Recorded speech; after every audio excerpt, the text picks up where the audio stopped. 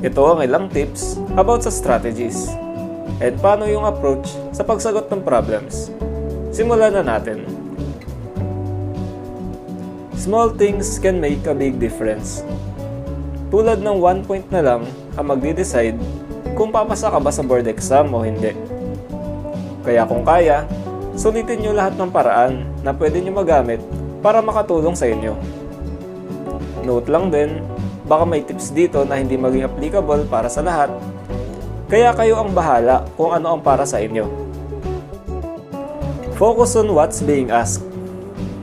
Para makuha mo ang sagot, dapat alam mo muna kung ano ang tinatanong.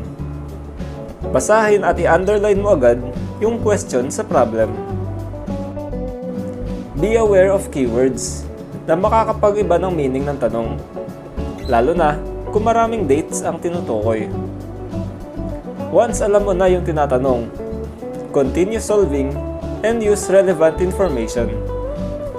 Always be aware, kasi marami ang hinahalo na panggulo sa given. Manage your solutions. Limited lang ang oras pag nagte-take ka ng exam. Kaya mo ba? Simplihan lang ang solution mo? Yung hindi nakaka-take up na maraming oras, pero effective at naiintindihan mo pa rin. Kung gagawa ka sa scratch paper ng solution, dapat alam mo saan mababalikan ang sagot at para saan question number yon.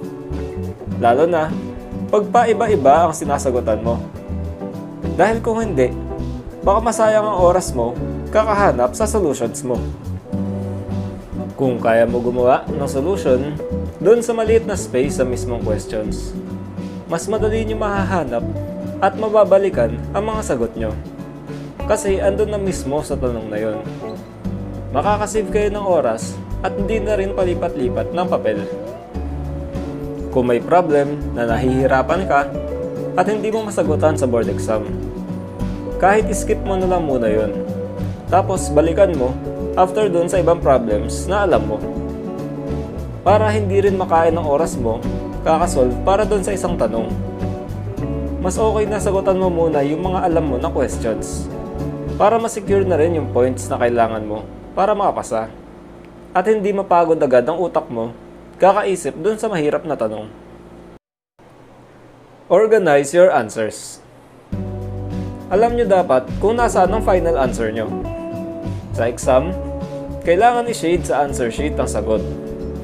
Para makaiwas sa dito sa paglipat-lipat ng papel or hahanapin pa sa solution, isulat nyo sa katabi ng number ng question ang answer nyo para doon.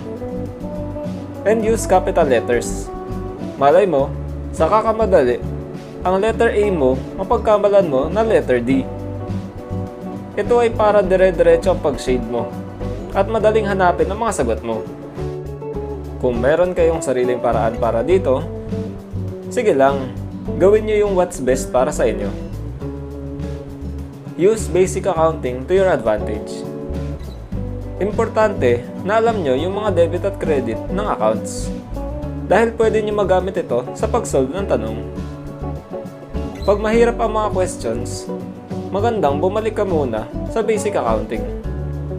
Ano nga ba yung concept ng topic na yun? Tulad nito, pag hinahanap ang gain or loss on sale of equipment, gamitan nyo ng journal entries. Nagbenta ng equipment, so may pumasok na cash, debit, cash. Equipment yung binenta, kaya credit, equipment. Kasama sa equipment, yung contra account na depreciation, debit, accumulated depreciation. Ang susobra ay either gain or income pag nasa credit at loss or expense naman pag nasa debit. Isa pa sa makakatulong sa inyo ay ang T-accounts.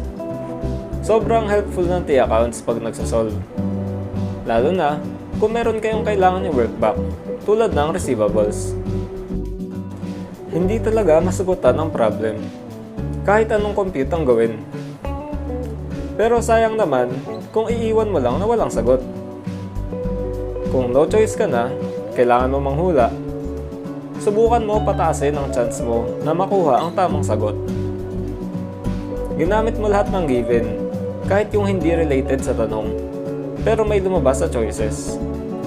Sa tingin mo ba, yun ang tamang sagot? May 4 na choices, isa lang ang tama. 25% chance yun kung huhulaan mo ang sagot. Pero kung nag-eliminate ka ng choices, kung saan sa tingin mo, hindi naman yun ang sagot, maaaring tumaas ang chance mo ng 33% or even 50% pag nag-eliminate ka ng 1 to 2 choices. Pero syempre, mas okay na masolve mo para 100% sure ka sa sagot mo. Gagamitin mo lang ito as last resort kung hindi mo na talaga masagutan ang problem. As much as possible, subukan mo muna isolve ang lahat ng problems. Gaano mo ba naiintindihan ang solutions at sulat mo? Maaaring maganda ang sulat mo, kaso pag nagmamadali, ay medyo hindi rin ganon kalinaw kung ano ba talaga ang sinulat mo. Yung 4 mo, malay mo, 9 pala. Or yung 1 mo, 7 pala. Pag gumawa ka ng solution, make sure maiintindihan mo. Marami pang tips about dito ang pwede nyo makuha, lalo na kung nagre-review kayo. Gamitin nyo yung mga tips na makakatulong sa inyo para makasagot na maayos, lalo na pagdating ng board exam. Ang susunod na video ay tungkol naman sa preparasyon pag malapit na ang day ng exam.